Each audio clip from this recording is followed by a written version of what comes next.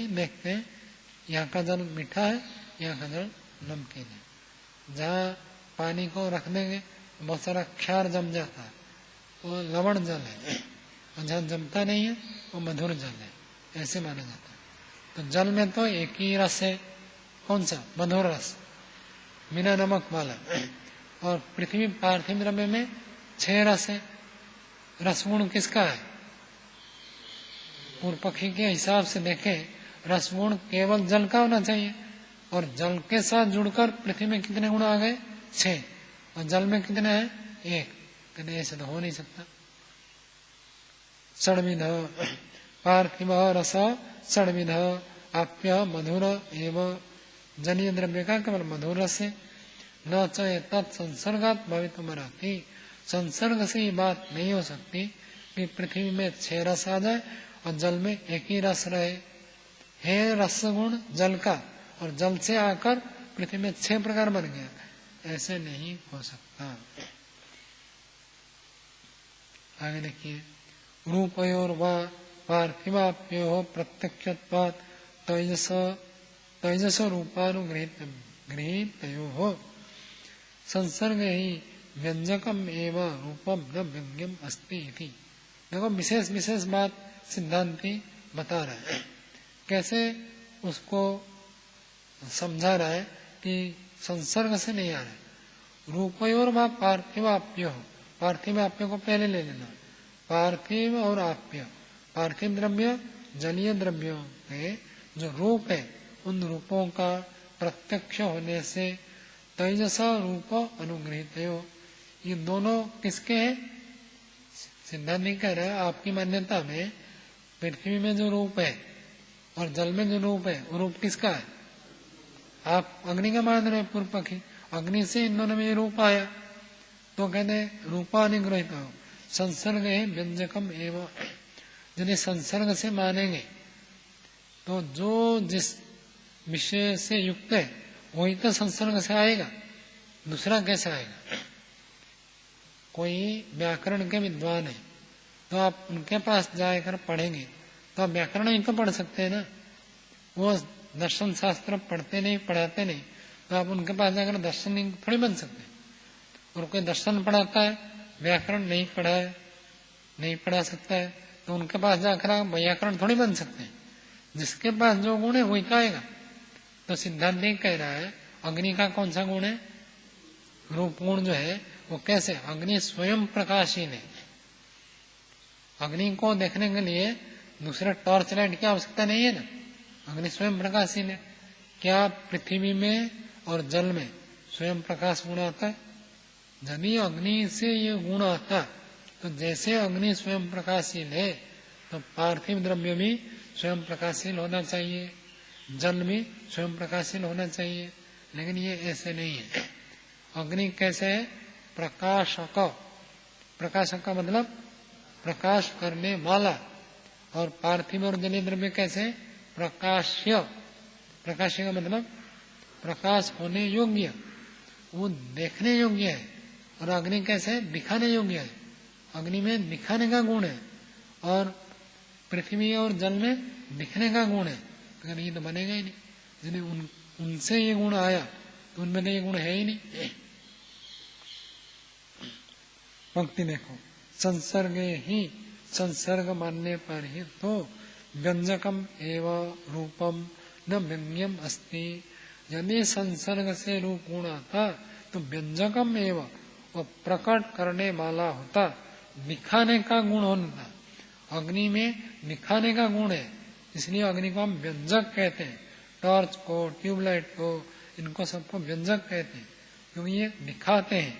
तो व्यंजकम एवं रूपम न व्यंग्यम, दिखने का गुण नहीं आ जाएगा। ये तो दिखने वाले हैं, दिखाने वाले तो है नहीं। अग्नि दिखाने वाले ही है और पृथ्वी और जल दिखने वाले हैं। समझ में आ गया? आगे देखो, एक अनेक विधत्वे च पार्थिवाप्ययोः प्रत्यक्षत्वात् रूपयोः। इसमें अन्वय करना होता है, समान समान विभक्ति को देखकर पास पास जोड़ देंगे तो अर्थ आपका बन जाएगा। पंक्ति देखिए, पार्थिवाप्ययोः, इसमें है कौन सी व्यक्ति? षष्ठी द्विवचन। तो पार्थिवाप्यो रूपयो, इसमें भी षष्ठी द्विवचन, तो दोनों को पास पास जोड़ेंगे। पार्थिवाप्यो रूपयो एक अनेक विधत्वे, इनका एक प्रकार और अनेक प्रकार प्रत्यक्ष होने से। पार्थिव द्रव्य में हमको कितने प्रकार रूप दिखते हैं? यहीं पर आप ये दिशा में देखो कितने रंग है। नीले रंग के आसन लगे हुए, लाल रंग के भी है, यज्ञ कुंड तांबा है वो अलग रंग है, फर्नीचर का अलग रंग है, कितने प्रकार रंग है। और जल का रंग कैसे? जल का एक ही रंग है, स्वच्छ पारदर्शी एक ही रंग है। तो रूप गुण किससे आया? अग्नि से। पूर्व पक्षी के हिसाब से रूप गुण आया अग्नि से। उसी अग्नि से आकर पृथ्वी में कितने सारे रंग हो गए और जल में एक ही रंग है। तो कहते ऐसे कैसे होगा? पंक्ति देखो, एक अनेक विधत्वे च पार्थिवाप्यो प्रत्यक्षत्वाद रूपयो। पार्थिवाप्यो रूपयो, पार्थिव और जलीय द्रव्यों के रूपों का एक अनेक विधत्वे, पृथ्वी में अनेक प्रकार के रूप है, जल में एक प्रकार के रूप है। ऐसे होने में प्रत्यक्षत्वाद, ये प्रत्यक्ष होने से ये नहीं कह सकते कि संसर्ग से आया है। ये अध्ययन करेंगे, भाष्य में इसकी व्याख्या कर रहे हैं। पार्थिवम, पार्थिव द्रव्य जो होता है, हरित लोहित पीतादि अनेक विधम रूपम, 7 रंग होते हैं ना, 7 कलर होते हैं। तो 7 रंग तो पृथ्वी में मिलते हैं और उनको मिलाएंगे तो और भी कितने प्रकार रंग बन जाएंगे। हरित, हरित रंग कौन सा है प्रसाद जी? हरा रंग, ग्रीन। लोहित, लोहित लाल, खून का कलर। पीता, पीला, कृष्ण जी को पीताम्बर भी कह देते हैं, पीले रंग के कपड़ा पहनते हैं। आदि आदि ले लिया और भी सब हो जाएंगे।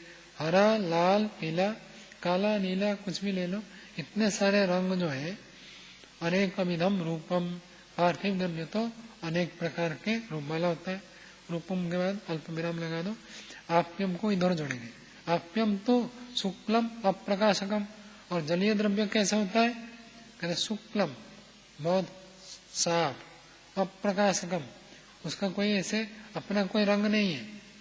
लाल बाल्टी में डाल देंगे तो पानी में आपको लाल दिखेगा, हरे में डाल देंगे तो हरा दिखेगा, अपना कुछ नहीं, ट्रांसपेरेंट, स्वच्छ, पारदर्शी। तो पारदर्शी रंग होता है जल का। न च एतद एक गुणानाम संसर्गे सति उपलभ्यते। एक गुणो न च एतद एक गुणानाम संसर्गे, एक गुण वालों के बालों का संसर्ग होने पर न उपलभ्यते।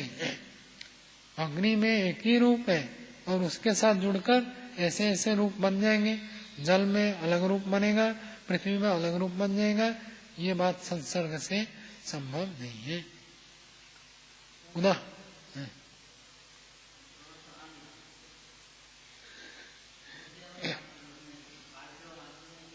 माइक से बोला करो और पंक्ति बताओ कौन सी पंक्ति है, या सारी पंक्ति? सारी पंक्ति हो तो सारी पंक्ति हो तो आज आप पढ़ो, फिर कल पूछना जो समझ में नहीं आए। आगे भी ऐसी पंक्तियां हैं, सावधान होकर सुनो, हो जाए तो ठीक है, नहीं तो फिर कल पूछना। आगे कह रहे उदाहरण मात्रम से एतद, ये उदाहरण मात्र है, नमूने के रूप में कुछ बताया है कि ऐसे ऐसे बहुत सारा भेद आएगा। यदि आप संसर्ग से गुण आते मानेंगे तो बहुत सारे दोष आएंगे। उदाहरण मात्रम उनमें से नमूने के रूप में कुछ यहाँ पर प्रस्तुत किया। अतः परम प्रपंच, इसके बाद प्रपंच। प्रपंच क्या होता है? नाना प्रपंच सुना ही नहीं, विस्तार, फैलाव, फैलाव करके बताएंगे। हम तो संक्षेप में बताया था और प्रपंच करेंगे। 370 पृष्ठ में आ जाइए। स्पर्शयोर वा पार्थिव तेजस्यो प्रत्यक्षत्वात्, स्पर्शयोर वा, पंक्ति देखो, क्या नाम है, चंद्रदेव जी, पार्थिव तेजसयो हो, पार्थिव द्रव्य और आग्नेय द्रव्य, इन दोनों द्रव्यों का जो स्पर्श गुण है, उस स्पर्श गुण का, पार्थिव द्रव्य और तेजस द्रव्यों के स्पर्श गुण का प्रत्यक्ष होने से भी संसर्ग वाली बात ठीक नहीं है। पंक्ति लग गई? ऐसे ही तो पीछे है सारे। आगे देखो, भाष्य में इसकी व्याख्या कर रहे हैं, पार्थिव अनुष्ण शीत स्पर्श, पृथ्वी द्रव्य में न ठंडक है न गर्मी है, पार्थिव द्रव्य है। कुर्सी, लकड़ी, ये सब पार्थिव द्रव्य है। अब इनमें अपने आप में ना ये गर्म है ना ठंडा है, तो कहते हैं इनमें अनुष्ण शीत स्पर्श, उष्ण तेजसा प्रत्यक्ष। और अग्नि का स्पर्श गुण कैसा है? उष्ण है, गर्म है, अग्नि तो गर्म है, कहते अग्नि का गर्म गुण है। और पार्थिव द्रव्य का न गर्म है न ठंडा है, तो अग्नि से ये आ गया, ये कैसे कहेंगे? यदि अग्नि का स्पर्श गुण पृथ्वी में आ गया तो अग्नि का गुण कौन सा है? उष्ण स्पर्श है, तो उष्ण स्पर्श मिलना चाहिए। या तो उष्ण स्पर्श तो है नहीं, पार्थिव द्रव्य में साधारण स्पर्श है, न ठंडी है न गर्मी है, तो ऐसा स्पर्श अग्नि से आ गया नहीं कह सकते। अग्नि में गर्मी है तो गर्मी यदि आ जाए तब आप कह सकते थे स्पर्श गुण अग्नि से आया है, या तो ऐसे है नहीं। अब पंक्ति देखो, पार्थिव अनुष्ण अशीत स्पर्श, पार्थिव द्रव्य में न गर्मी है न शीतलता है, स्पर्श ऐसे स्पर्श गुण है, उष्ण तेजसा प्रत्यक्ष। और अग्नि का जो गुण है वो उष्ण स्पर्श है, ये प्रत्यक्ष है। न च एतद् एक गुणानाम अनुष्ण शीत स्पर्शेन वायुना संसर्गेण उपपद्यते। कहते और एक बात कहते हैं, एतद् एक गुणानाम, एक गुण वाले, एक गुण वालों का, एक गुण वाले जितने भी आग्नेय पदार्थ है उनमें केवल गर्म स्पर्श है, तो उनका अनुष्ण शीत स्पर्श है न वायु न, जो वायु है, वायु में न गर्म है न शीतल है, तो वायु तो अनुष्ण शीत स्पर्श है, तो उस वायु के साथ संसर्ग, वायु न न संसर्गेण उपपद्यते, संसर्ग से उसमें उत्पन्न नहीं होता है। तो अग्नि का गुण हो गया गर्म, और वायु का जो गुण है न वो गर्म है न ठंडा है। जल के साथ हो तो शीतल होता है और अग्नि के साथ हो तो गर्म होता है। अपने आप में वायु में कोई शीतलता नहीं है, उष्णता भी नहीं है। ये बात समझ में आई? तो सिद्धांति पूर्व पक्षी को कह रहा है, अनेक एक गुणानाम, एक गुण वाले, अनुष्ण शीत स्पर्श है ना वायु ना, वायु जो अनुष्ण शीत स्पर्श वाले है उसके साथ संसर्गेण न उपपद्यते, संसर्ग से ये गुण आ गया, ऐसे नहीं कह सकते। वायु का गुण क्या है? स्पर्श, और अग्नि का गुण में स्पर्श।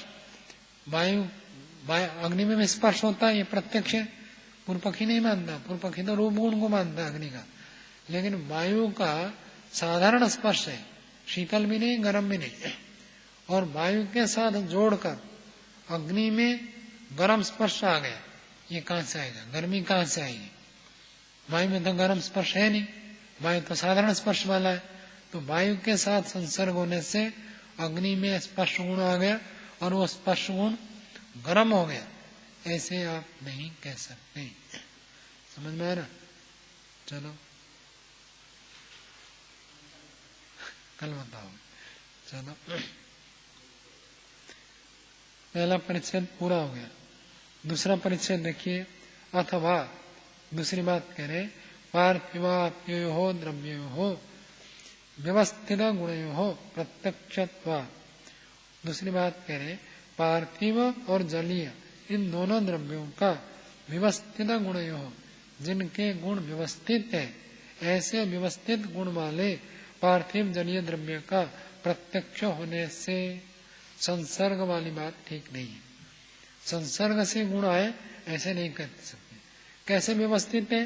कहते पृथ्वी में कुछ निश्चित गुण है, जल में कुछ निश्चित गुण है, ये व्यवस्थित है, तो इनका व्यवस्थित प्रत्यक्ष हो रहा है, तो इसलिए आप संसर्ग से नहीं मान सकते। चतुर्गुणम पार्थिवम द्रव्यम, पार्थिव द्रव्य में 4 गुण हमको व्यवस्थित मिलते हैं। आप लड्डू खाते हैं, हलवा खाते हैं, खीर पूड़ी कुछ भी खाते हैं, 4 गुण मिलते हैं। कौन से? गंध भी है, रस भी है, रूप भी है, स्पर्श भी है, 4 गुण उसमें मिलते हैं। कहते पार्थिव द्रव्य 4 गुण वाला है। त्रिगुणम आपकम प्रत्यक्षम, और जल और जलीय द्रव्य में 3 गुण मिलते हैं। कौन से 3 गुण? रस होता है, स्पर्श भी होता है और रूप भी होता है। रूप, रस, स्पर्श तीनों मिलते हैं उसमें। त्रिगुणम आपकम प्रत्यक्षम, ये सीधा सीधा प्रत्यक्ष मिलता ही है।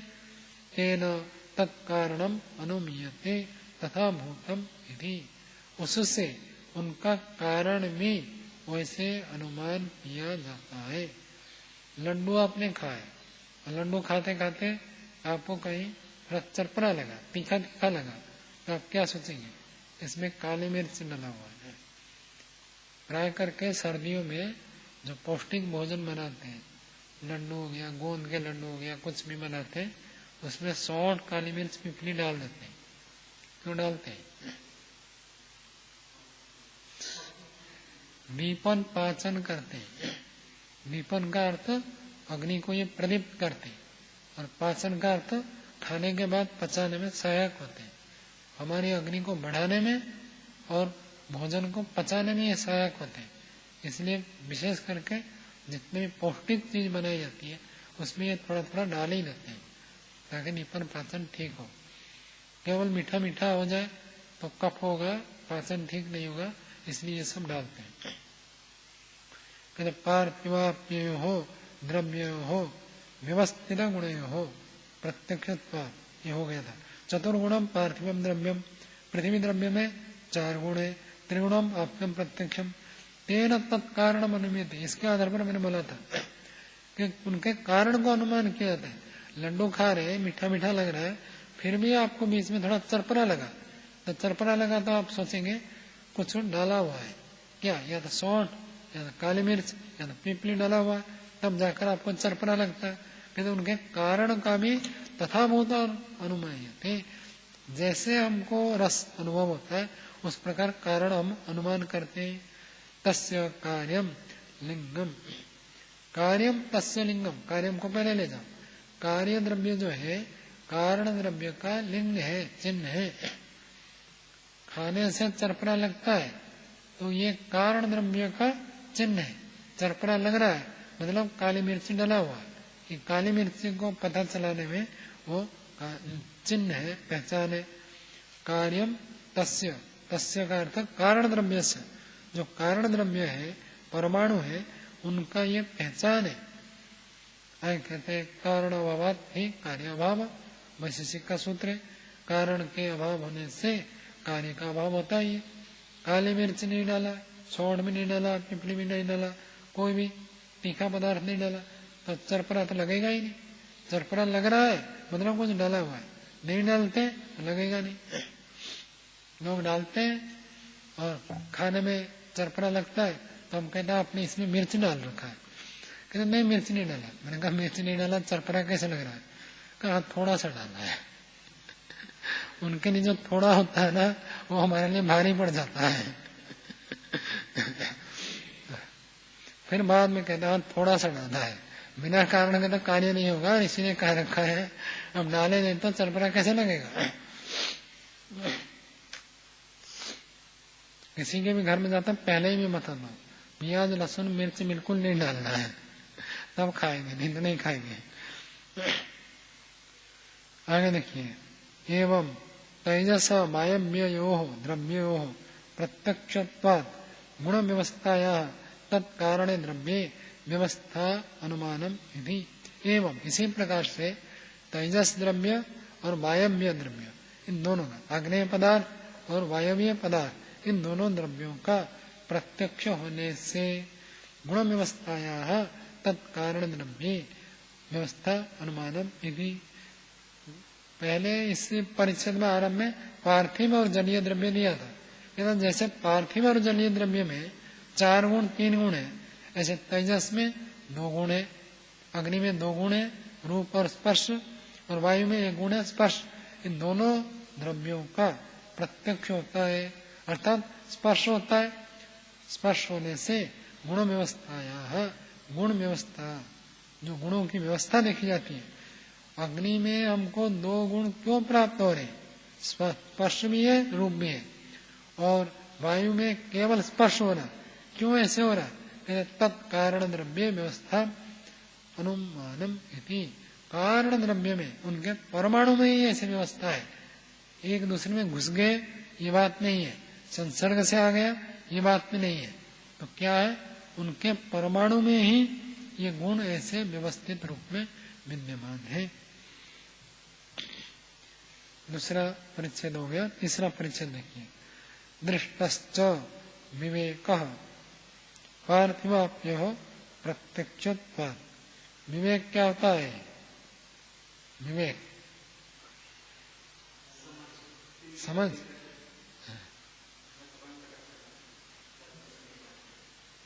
मुझे ही सुनाई नहीं दे रहा है।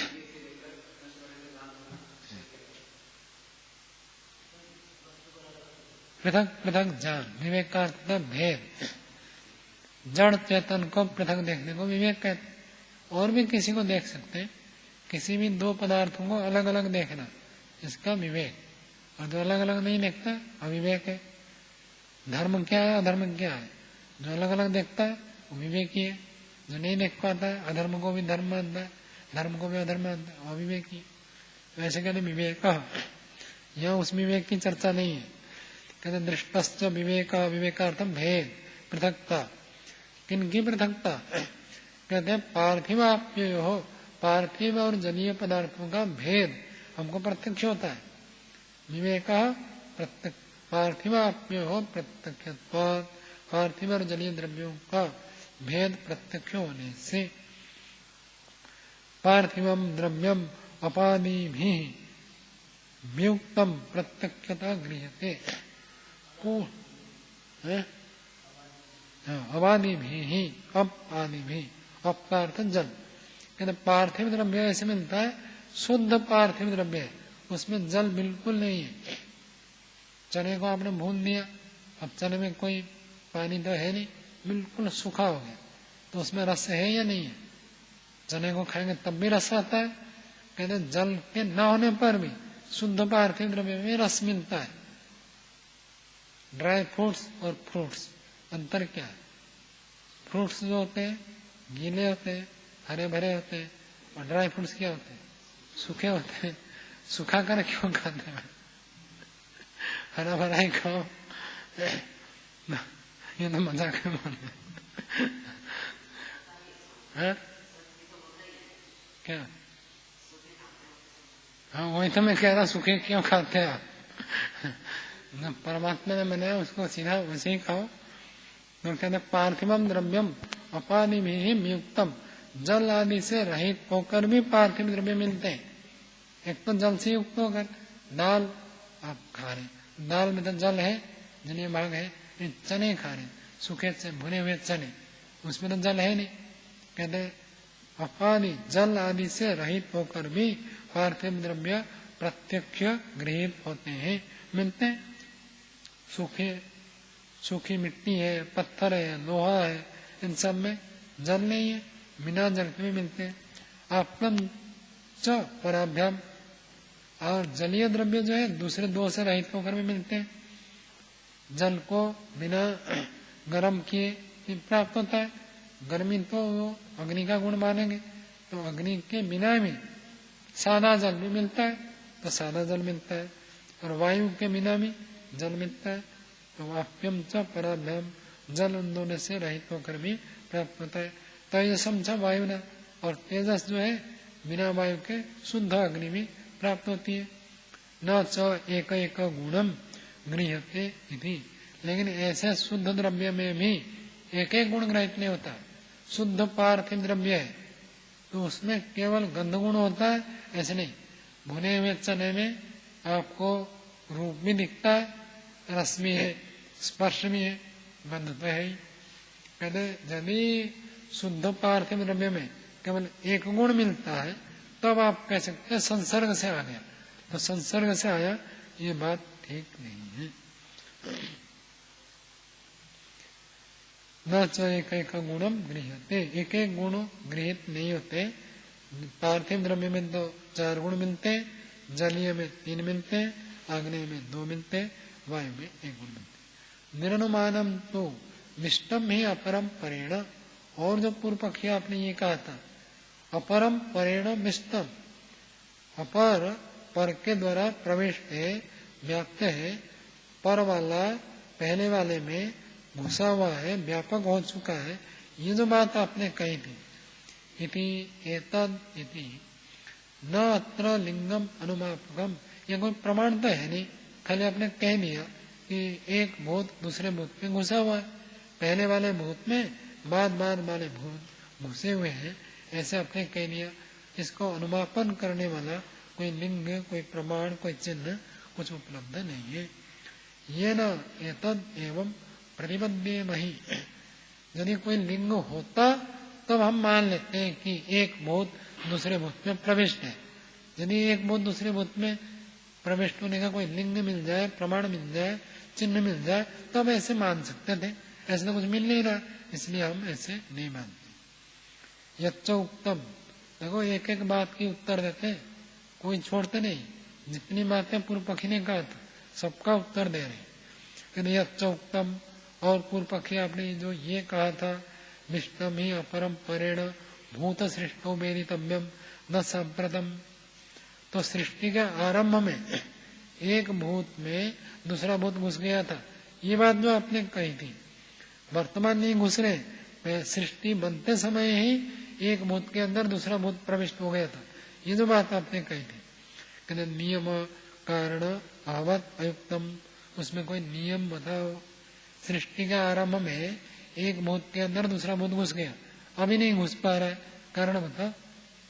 तो कारण अभावत अयुक्तम, आपके पक्ष में नियम करने का कारण न होने से ये बात अयुक्त है। दृष्टम च सांप्रतम अपरम परेण मिष्टम इति वायुना, कहते अभी भी हम देख रहे वर्तमान एक भूत दूसरे भूत से कैसे प्रविष्ट होता है, यह हम प्रत्यक्ष देखते हैं। दृष्टम च सांप्रतम अपरम परेण मिष्टम, अपर पर के द्वारा प्रविष्ट होता है, ये देखा जाता है। उदाहरण दे रहे वायुना च मिष्टम तेज इति, वायु के द्वारा तेज अग्निभूत प्रविष्ट होता है। अग्नि को जलाने के लिए वायु की आवश्यकता है, यदि वायु समाप्त हो जाए तो अग्नि प्रज्वलित नहीं हो सकती। दीपक जलाते हैं फिर उसको ढक देते हैं, ढकने के बाद कुछ देर बाद दीपक बुझ जाता है। क्यों? अंदर जो ऑक्सीजन है वो समाप्त हो जाता है, वायु की सहायता से हो जाता है, इसलिए छेद रख देते हैं। छेद रखने से अंदर की गर्म वायु बाहर निकल जाती, बाहर से शुद्ध वायु अंदर प्रवेश कर जाती है, तो इसलिए दीपक जलता रहता है। कहते वायु के द्वारा अग्निभूत प्रविष्ट है, ये उदाहरण प्रत्यक्ष हमको देखा जाता है। मिष्टत्वम संयोगः स च द्वयोः समानः, संयोग तो दोनों का बराबर बराबर है, एक दूसरे के साथ परस्पर समान रूप से मिष्टत्व में प्रविष्टत्व है। वायुना च मिष्टत्वात् स्पर्शवत् तेजो न तो तेजसा मिष्टत्वात् रूपवान वायु रीति। कहते यदि आप कहोगे कि एक दूसरे के अंदर सृष्टि का आरंभ में प्रविष्ट हो गया था, उस पक्ष में ये आएगा वायुना मिष्टत्वात्, वायु के प्रवेश होने से स्पर्शवत् तेजो, तेज मतलब अग्नि, अग्नि में तो स्पर्श गुण आ गया क्योंकि वायु प्रविष्ट है, तो वायु का स्पर्श गुण अग्नि में भी प्राप्त हो गया। न तो तेज सा मिष्टत्वात् रूपवान वायु, और तेज के प्रविष्ट होने से वायु रूपवान नहीं हुआ।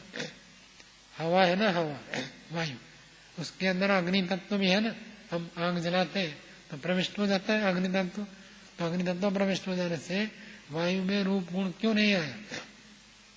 यदि प्रविष्ट होने से दूसरे का गुण आ जाता है तो हवा के अंदर, वायुमंडल के अंदर अग्नि जब प्रज्वलित है तो अग्नि का रूपगुण वायुमंडल में आना चाहिए, नहीं आ रहा। इसका मतलब प्रविष्ट के कारण गुण प्राप्त नहीं होते। दृष्टम च तेजसेन स्पर्शेन वायव्यस्य स्पर्शस्य अभिभवात् अग्रहणम यदि दृष्टम च, और ये दिखाई जाता है क्या, तेजसेन स्पर्शेन, तेजसेन स्पर्शेन आग के संबंध से जब स्पर्श होता है, अग्नि स्पर्श से वायव्यस्य सर्वस्य स्पर्शस्य अभिवाद ग्रहणम है। वायु का स्पर्श कैसा है, न गर्म है न शीतल है, सामान्य स्पर्श होता है वायु का। और जैसे ही हम अग्नि प्रज्वलित करते हैं, अग्नि का स्पर्श गुण वायु के स्पर्श गुण को दबा देता है। पूर्व पक्षी क्या कह रहा था, स्पर्श गुण किसका है, वायु का, केवल वायु का, अग्नि में नहीं है। तो कहते देखो अग्नि का स्पर्श गुण वायु के स्पर्श गुण को दबा देता है, तो वायु का स्पर्श गुण अग्नि का नहीं है, ये जो कह रहे थे तो खंडन हो रहा है। यदि वायु का ही स्पर्श गुण होता तो अग्नि में जो स्पर्श गुण है वो वायु के स्पर्श गुण को दबाना नहीं चाहिए।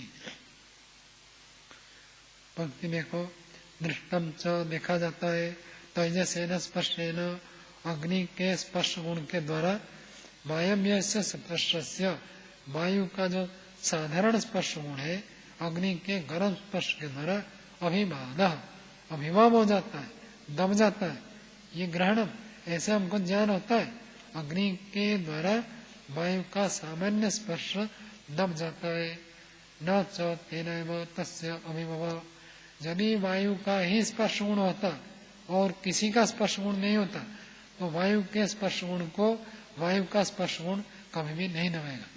अपने आप को कोई मारता है क्या, कोई नहीं मारता। जो शरीर हत्या करते हैं उनको छोड़ दो, सामान्य नियम तो यही है, कोई भी व्यक्ति अपने आप को मारना नहीं चाहता। तो कहते हैं वायु का ही स्पर्श गुण है और किसी का नहीं, तो वायु का स्पर्श गुण दूसरे स्पर्श के द्वारा दबना नहीं चाहिए। अग्नि के स्पर्श के द्वारा वायु का स्पर्श दब जाता है, इसका मतलब स्पर्श गुण केवल वायु का नहीं है, अन्यों का भी है, ये बात सिद्ध हो। चलो आज ये रखते, आगे कल पढ़ेंगे।